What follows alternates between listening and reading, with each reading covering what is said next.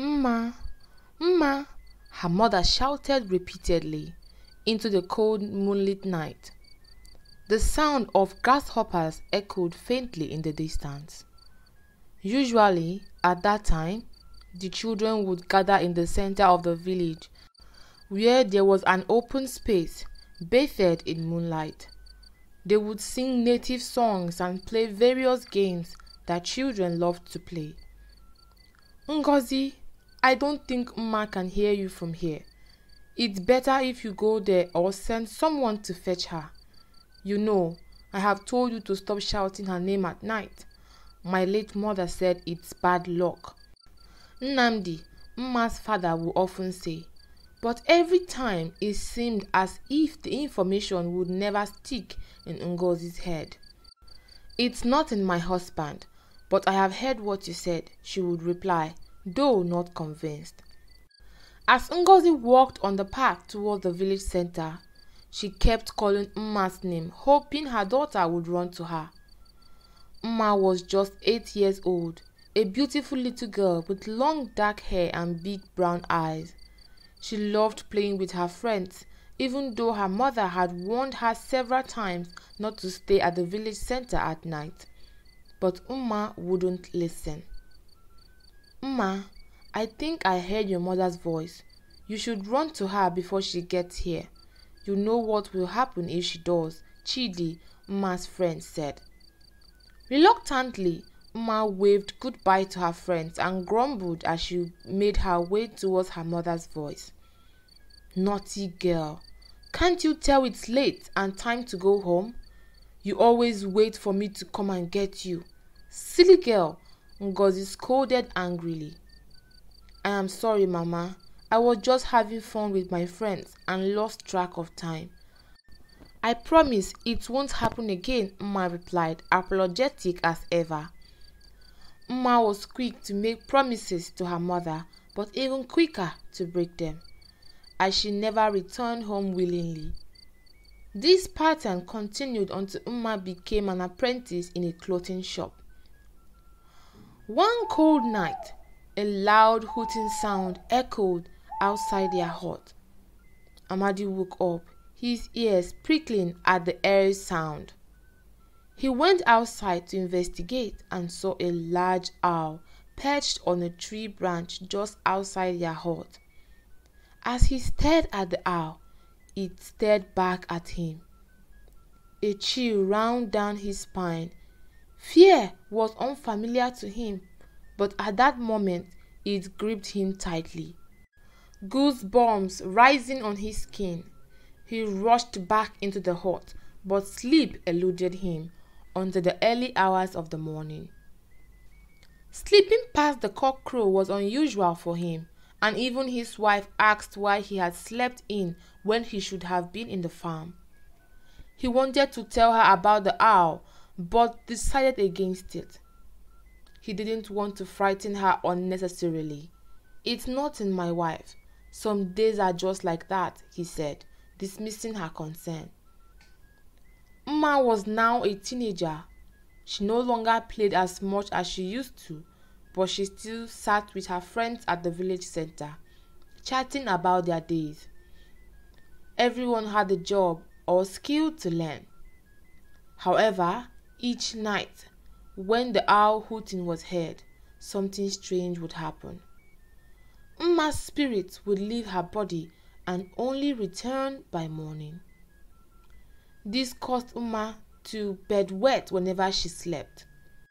No matter how hard anyone called or shook her after midnight, she wouldn't respond. Her parents didn't notice the problem until it was too late. At first, they thought she was too tired during the day and wouldn't have energy to wake up at night to wee. But now she was a teenager. They saw it as a serious issue that could affect her self-esteem or even her chances of marriage. Ngozi decided to start waking Mma at night to make her use the bathroom, but that was when they discovered the real problem. "Mma, Mma," her mother would call, but there would be no response. Ngozi's eye widened in alarm, sleep vanishing from them. "Mma, Mma," she called louder, fear gripping her. "Nai," she cried. Amadi, who was a light sleeper, woke up almost immediately and rushed to his wife's side. "Obim, what is wrong?" he asked. "Nai, Mma isn't responding. I'm afraid she's dead," Ngozi sobbed. "No, this can't be," Amadi said. He shook Mma several times, but she didn't react. He put his hand under her nose. She was breathing, but barely. "Quickly, get me some water," Amadi instructed. Ngozi rushed to get a bucket of water. Amadi splashed some on Mma's face, but she remained unresponsive. "Ewo, Mma, what have happened to you, my child?" Ngozi cried out. "Calm down, she's still breathing. Let's wait and see what happens by morning," Amadi said, pulling his wife into an embrace as they comforted each other. They didn't sleep that night. At some point, their son, Nnamdi, woke up, oblivious to what was happening. At dawn, Mma finally woke up. "Mma, what happened to you?" Ngozi rushed to her side. "Mama, Papa, why are you both looking at me like that?" Mma asked, confused. "Mma, you were such in a deep sleep. We couldn't wake you. What's going on?" her father asked. "Papa, I'm fine. There's nothing wrong with me. I need to get ready for work," she said. Amadi and Ngozi were relieved to see their daughter awake, but they knew something was wrong and they intended to find out what it was. While Ngozi attended to the house chores, Amadi went to see the great native doctor of the village. He explained everything they had experienced the night before. The native doctor looked at him and said, "Amadi, this is strange. In all my years of spirituality, I have never seen or heard of anything like this. I am sorry to say, but I cannot help you." Amadi's heart sank in disappointment, but he was determined to find out what had happened to his daughter. He returned home and recounted the day's events to his wife, and their worries deepened. Omelora, the great native doctor, was known for his powers throughout the land, and now even he couldn't help them. Who would? They both thought. Night after night, the same thing happened. After they all hooted past midnight, Umma would appear as though she was dead. The couple lost sleep, unable to tell anyone for fear of gossip spreading through the village. Whatever was happening seemed to affect her parents more than Umma herself. Her only concern was why she kept bedwetting at night. Amadi eventually decided to seek help elsewhere. He traveled for 3 days until he reached a kingdom of Umudike, having heard of a renowned native doctor there. To his great disappointment, he found no help there as well. As he wandered aimlessly, he encountered an old woman who asked what he was searching for. "Help, Nne. I'm looking for help," he replied, dejected. "Follow me. Perhaps I can help," she said in a cracked voice. Amadi followed her, not expecting much. When they arrived at her hut, she offered him some water and bush meat. After eating, he thanked her and stood up to leave, but she stopped him. "I said, maybe I can help you with your problem," she said. "But Mama, you have already helped me. What more could I ask for?" he said. "I wasn't talking about food. Your problem is deeper than that. Sit down, my son, and tell me what you feel. We can only find solutions if we share our problems," she said. Amadi sat down and explained everything from the owl hooting to Umma's unresponsive sleep. The old woman listened quietly, then took a deep breath. "This is not new. I have heard tales of this from my late mother," she began. Amadi perked up at her words. She was the first person who seemed to know anything about his problem. She told him a story from over 100 years ago about a young hunter named Agunta, known for his exceptional hunting skills. At only 19, Agunta killed a lion that men twice his age could not. Some envied him, while others admired him. Unknown to the villagers, Agunta had met an old witch who gave him the power to transform into any animal, enabling him to hunt with ease. Men and women admired Agunta, and many families wanted to be related to him through marriage.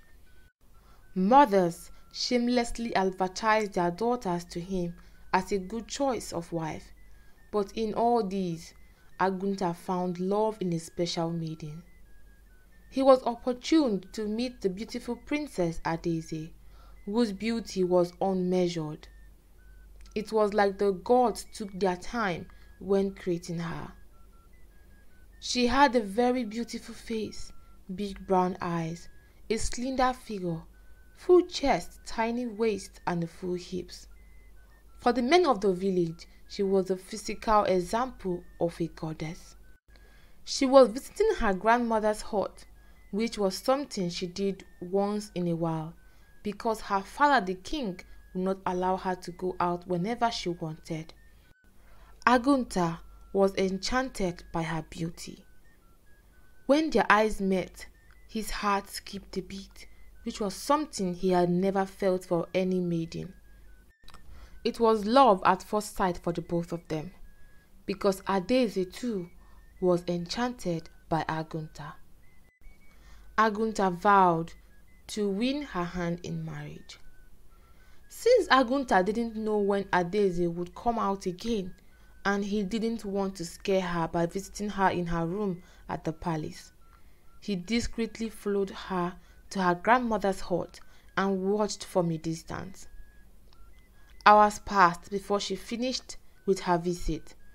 At that moment, Agunta transformed into a beautiful bird and flew towards her. Adeze was delighted, as it was the first time a bird had come so close to her. Soon, the bird started to walk away, and unknown to Adeze, she followed it, a radiant smile on her face. The bird led her to a place where trees and flowers grew, making it look so magical. Then suddenly the bird disappeared. Adeze searched everywhere but couldn't find it. Instead, she was met with the captivating eyes of the man she had seen earlier. She looked around nervously. She had never been alone with a man who wasn't her father or brother, and she felt a bit scared. "It's okay, I won't hurt you," came the smooth voice of the man. Adeze found herself lost in his gaze as a smile stretched across her face. She suddenly felt shy. Agunta extended his hand towards her, and together they walked to a nearby tree and sat down. He introduced himself, and Adeze, the princess, introduced herself in return. They talked as though they had known each other for ages. The princess knew her guards would be looking for her, but she didn't want to leave. She enjoyed Agunta's company immensely. The entire scene felt magical, like something out of a fairy tale. If anyone had painted a picture of them, it would be called Enchanted Love.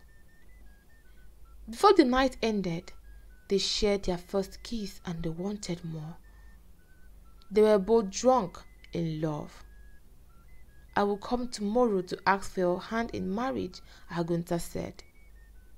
Adeze was surprised and couldn't wait to spend the rest of her life with him, although they had only just met. She trusted him completely and felt safe in his presence, but her face soon fell. My father would never allow it. He always wanted me to marry a rich king so he can boast to his friends about having a wealthy son-in-law, she said. It's okay. I will come. I will do anything to have you. Your father might change his mind after meeting me, Agunta reassured her. After some time, he led her out of the forest and gave her a goodnight kiss. Adaeze blushed. Her smile wild, but quickly faded when she saw the number of bodyguards searching for her. My princess, where have you been? We have been searching everywhere for you, one of the guards asked. It's okay, Chugudi. I lost my way in the bush, but I'm here now, she said, trying to act normal. What were you doing in the bush? He asked. No more questions. Let's head back, she said. As they walked back, Adaeze felt eyes on her and she knew whose eyes they were. It made her feel things she had never felt before. When they reached the palace, the king called for her. I heard you went missing. Where did you go? He asked, his gaze piercing. Father, I just lost my way, she replied. Lost your way? What were you looking for in the bush? He asked firmly, but Adaeze remained silent. After a moment, the king warned her never to go anywhere without her guards. That night, as Adaeze lay in bed, her mind drifted towards Agunta. He was everything she had ever wanted in a man. His words were like milk and honey, soothing her insides. His touch ignited a fire within her. She had always been a reserved woman, but now she couldn't wait to experience the things her mother had taught her with Agunta. Thoughts of him swirled in her mind, and she soon fell asleep, hoping he would fill her dreams as well. On the other hand, Agunta was equally enchanted. He couldn't wait for the next day to come. At dawn, he washed up and dressed in his most expensive clothes, carrying gifts as he made his way to the king's palace. On arrival, the king's guard asked him to wait while they informed the king of his visit. After receiving permission, they allowed him to enter. Igwe Igadio, Agunta greeted respectfully. You may rise, the king said. What brings you to my palace?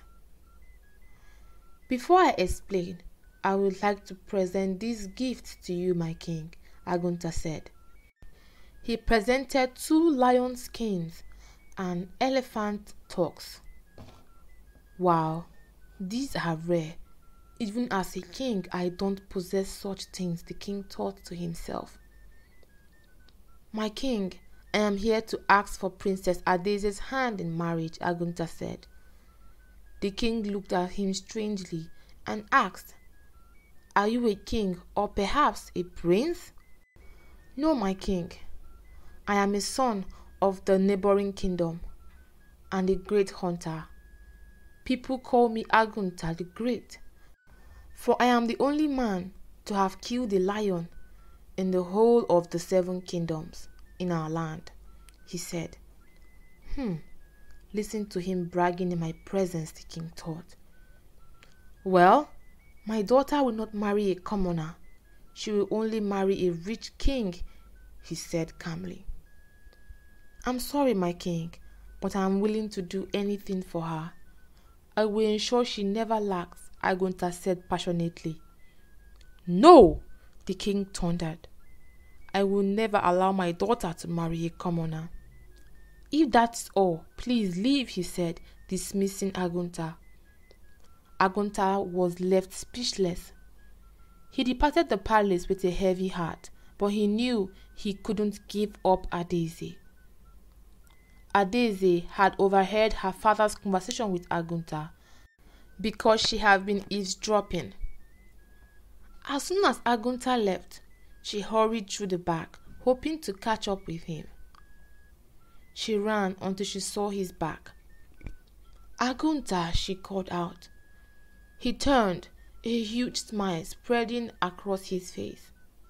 She ran into his arms and they hugged, expressing their love without words. Agunta took her to his hut, where they spent the entire day together. When she returned that evening, the king was not pleased. "Where have you been, Adeze?" he asked, his voice dripping with anger. "I went to my mother's grave," she said confidently. "Oh, okay. Next time, please inform someone when you are leaving, so I won't worry about your whereabouts," the king said before leaving. The king saw Adeze as a tool to acquire more power, nothing more. As the days went by, Adeze met with Agunta a few times a week, her lies becoming so smooth that her father easily believed whenever she told him. A few months into their relationship, Adeze gave her purity to Agunta, and their night of passion led to pregnancy.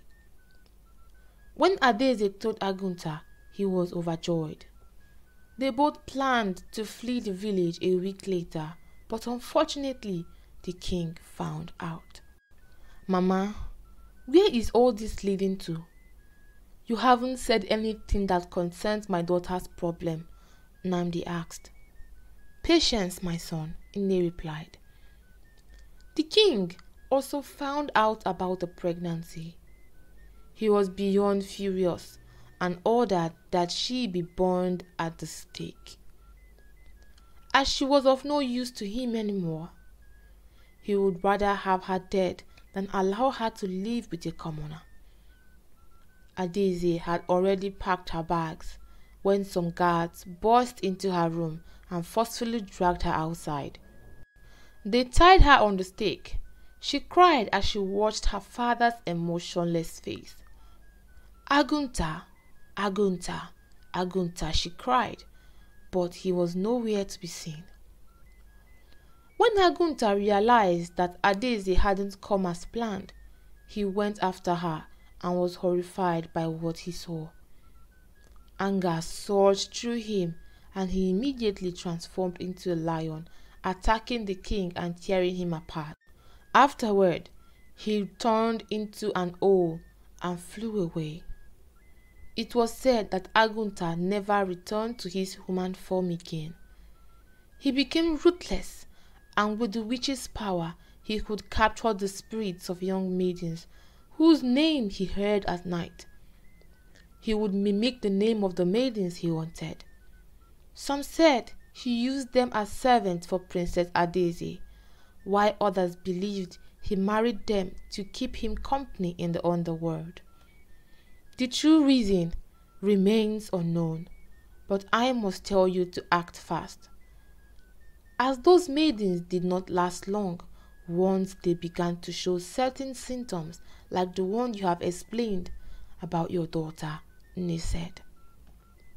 "No wonder my mother was against anyone calling name at night. She never explained why, but now I understand." "So what do I do next, Nne?" Amadi asked. "This is the only way I can help you. Now that you have known what you are up against, I hope you find the help you need," Nne said. "Thank you so much, Nne. Now I have a lead," Amadi said as he resumed his journey. "I will need to find a witch. Maybe we can appease Agunta's spirit," he thought. He considered going home but decided against it. He didn't know how much his daughter had left. He traveled across different kingdoms searching for a witch, but everyone he asked looked at him strangely. Back home, Ngozi was shouldering the burden of caring for Umma alone. She couldn't talk to anyone, not even her sister. She prayed that her husband would return with a permanent solution. 2 months had passed, and Amadi still hadn't returned. Ngozi feared something terrible had happened to him. A darker thought crept into her mind. Maybe He left you and the children for a younger, more beautiful woman. No, Amadi wouldn't do that, she told herself. But the more she tried to shake off the thought, the more it consumed her. She began to cry. Now, I am left alone to carry this burden, she said. Meanwhile, Amadi was still traveling from kingdom to kingdom until he was captured by some men. They didn't look like ordinary men. They spoke in a strange tongue, and as they carried him, Amadi saw human bones scattered everywhere. He tried not to jump into conclusions, but when they reached their camp, he realized he had been captured by cannibals. These men planned to eat him. His life flashed before his eyes, and fear consumed him. The flames nearby burned intensely, and the thought of being roasted alive was unbearable. He suddenly began to cry. The cannibals were preparing their special spice when suddenly a dark figure appeared in the shadows. The atmosphere shifted from excitement to horror. They had never encountered someone with such power. The figure stood tall, commanding authority. The cannibals fled, leaving Amadi behind. Amadi was frozen with fear, his heartbeat racing like a runaway horse. The figure walked slowly towards him. Amadi desperately wanted to run, but he was tied up. He closed his eyes and awaited death, but then he heard a calming voice. "Do not be afraid," it said. Amadi opened his eyes and saw a young man who appeared younger than him. With a snap of his finger, the man untied Amadi and told him to follow him. Amadi walked slowly behind him, unsure whether he felt hot or cold. He contemplated running, but he knew he wouldn't make it far. They walked for a while until they reached a small hut where they went inside and sat down. "I know you," the man said. "Me? But I don't know you," Amadi replied. "That's okay. Not many people know me," the man responded. "In every story, there is always a truth. Bring me your daughter. Only I can save her." "How do you know my daughter? And why should I bring her to you? I don't even know you," Amadi said. "As I said, you don't have time. Bring her here and do so quickly while there's still time," the man said, turning away. "Oh gods of my ancestors, is this how I will lose my daughter to a strange man? Still, I'd rather give her to him than let her die," Amadi thought. Now that he knew where he was going, the journey home was quicker. As he entered the village, people gave him strange looks as if he had grown two heads. "Look at him, he left his wife and possessed daughter to chase another woman," one person whispered loud enough for him to hear. What are they talking about? Amadi thought to himself. When he reached his house, his wife was standing in front of their hut, her face filled with anger. "You have finally returned, but there is no place for you here. Leave and go back to your lover," she said furiously. "What are you saying? Shouldn't you welcome me considering how tired I am? Instead, you are giving me a hard time. Anyway, I can't deal with this right now. Where is Umma?" he asked. "Leave," I said. "Leave this place now. Leave me and my children alone," Ngozi shouted. "Papa," came Umma's cheerful voice as she ran towards him, but her mother held her back. "How can you hug this man, knowing he left us for another woman, under the pretense of finding help for you?" Ngozi asked Umma. "Ngozi, you are being ridiculous. How could you?" Amadi said. "I also heard the villagers gossiping about our daughter. Of course, I told everyone so we could get help, she said unapologetically. I can't believe you, Amadi said, looking at Ngozi in disbelief. Mma went inside and packed a few clothes. We are leaving now, Amadi told her. She obeyed without questions. She was tired of the village and was ready to leave, especially with how the villagers talked down to her because of her mother. Where are you taking my daughter? People come, oh. He's taking my daughter to an unknown place, Ngozi wailed, crying. Drama queen, Amadi muttered as he and Mma left the village. Papa, where are we going, and why did you leave Mama in that state? Why didn't you explain things to her? Mma asked. My daughter, we can only explain things to someone who is willing to listen. Your mother was insensitive, but don't worry, everything I do for you, he said, smiling at her. Mma trusted her father completely, and they talked about random things as they traveled. A few days later, they arrived at their destination. Now that you have done what needed to be done, you must leave and never speak a word of this to anyone. Not even your wife, the strange man said. But how can I leave my daughter here? Amadi cried. This had to be done. Now, go, the man said firmly. Papa, what's going on? Mma asked, worried. My daughter, I promise I did this for your own good. In due time, you will understand and appreciate what I have done for you. I only hope I can trust this man enough to take care of you, Amadi said, hugging his daughter.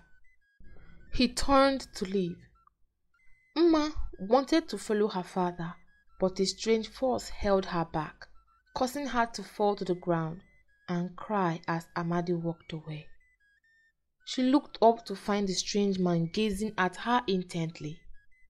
His face was handsome, with a sculpted jawline, dark eyes that seemed to hide secrets and pain. His straight nose and plump lips, his abs were well defined. Mma gulped as she swallowed hard. She turned her head to the side. I trust you, Papa, she said as she stood up. What can I call you, sir? Mma asked. Call me Agunta, he replied. Okay, Agunta. What can I do for you? She asked. Nothing, he replied, walking into the hut, leaving her to follow. Living with someone she knew nothing about was awkward, but something strange happened. Mma could now wake up at night to use the bathroom, something she hadn't been able to do for a long time. She began to wonder, who is this man? He barely spoke to her, but she often caught him looking at her in a strange way, and she couldn't deny that she was also attracted to him. He was indeed a fine young man. Amadi soon returned to the village. When his wife saw him without their daughter, all hell broke loose. Where is my daughter? She shouted. Amadi said nothing and went into the hut to rest, but Ngozi wouldn't give him peace. She kept insulting him and calling him names, and Amadi couldn't take it anymore. Will you stop? You have pushed me to my limit, she shouted. He packed her bags and kept them outside, but Ngozi didn't want to leave. This is my house. If you won't give me peace, then leave, he said. Okay, don't worry. You will come crawling back to me, but I will never listen to you, she said, walking away with their son. Mma had been living with Agunta for a few weeks, and he had been nothing but kind towards her. He even gave her a bead bracelet to wear on her wrist, warning her never to remove it under any circumstances. One night, a loud growling sound came from outside the hut. Agunta immediately woke up and went outside. I have waited for this day all my life, he said, smiling. So have I, came the loud voice. Umma heard the sound and came out as well. The two men looked at her as though she were a trophy. Go inside, Agunta said. No, I want her to watch. As I kill you, the other man replied. Umma was terrified. She had never witnessed anything so frightening in her entire life. The two men fought, and it was not a physical battle. Hours later, the man with the growling voice fell to the ground and turned into dust. Agunta was weak, and Umma immediately went to support him. They both shivered as their bodies touched. She helped him inside, gave him water to drink, and used hot water to massage his wounds. Afterwards, Agunta fell asleep and didn't wake up until after sunset. He went outside and saw Umma sitting and peeling oranges. He sat close to her. She gave him a soothing smile which made his heart skip a beat. He had waited so long to experience that feeling again. You behave like her, he said. Like who? Umma asked. Adaeze, he replied. Oh, Umma said softly. She didn't need to ask more. She could tell from the look in his eyes that Adaeze was his lover. She died. Her father killed her because she loved me, Agunta said. That's so sad. I'm sorry for your loss, Umma said. Thank you, but it feels like I never lost her, he said again. What? Who? Umma asked, shocked, as she looked around. You. She came back as you, Umma, Agunta said, giving her a dreamy look. You see, not many people know the real story. The man from yesterday, he is my brother. We were born to the same mother and father. But since my father was a wizard, his powers were passed down to me, and my brother received nothing. That one thing made him despise me. He wanted everything I had and made sure to fight for it. Although he was the firstborn and had the upper hand, he would always accuse and bully me. So I left home and moved to my mother's kingdom to start anew. That's when I met Adaeze. She was beautiful and kind. We fell in love and she became pregnant. But her father, the king, didn't approve of our union. We planned to run away, but he found out. Instead of letting her live, he killed her. I killed him afterwards, but I later discovered it was the work of my brother, Amadi. Amadi had visited a dark wizard and gained powers. He influenced the king to kill Adaeze simply because he couldn't stand seeing me happy. After that, Amadi continued killing maidens in their sleep. I visited those huts where I knew Amadi had been just to warn them, he said, until you. When you were born, I felt your energy. It matched Adaeze's. I knew you were her reincarnation. Amadi wanted you too, but I wouldn't allow it. That's why I told your father to bring you to me. Because of that, Amadi came after me, even though he knew he was no match for me, Agunta said. I love you, Umma. You may be Adaeze's reincarnation, but I love you for who you are. I have watched you silently over the years, and you have healed my wounded heart. Will you accept my love? He asked, looking at her. Umma bowed her head shyly. Yes, I love you too, Agunta. I have loved you since the day we met, she said. They shared a long, passionate kiss, leading to a night filled with pleasure and love. After the moment, Agunta and Mma grew closer. A few months later, they decided to visit her father Nnamdi. When they arrived, things had changed drastically. Ngozi had returned to her father's house and Nnamdi was living alone but preparing to take a new wife since Ngozi hadn't deemed it necessary to apologize to her husband. Agunta paid Mma's bride price, and since Mma didn't want a big marriage ceremony, it was held within the family. Mma returned with her husband and they lived happily ever after, raising the beautiful children they created together. The morals of the story: nothing is as it seems. We can never tell a story perfectly for someone else's experience, other than the person himself.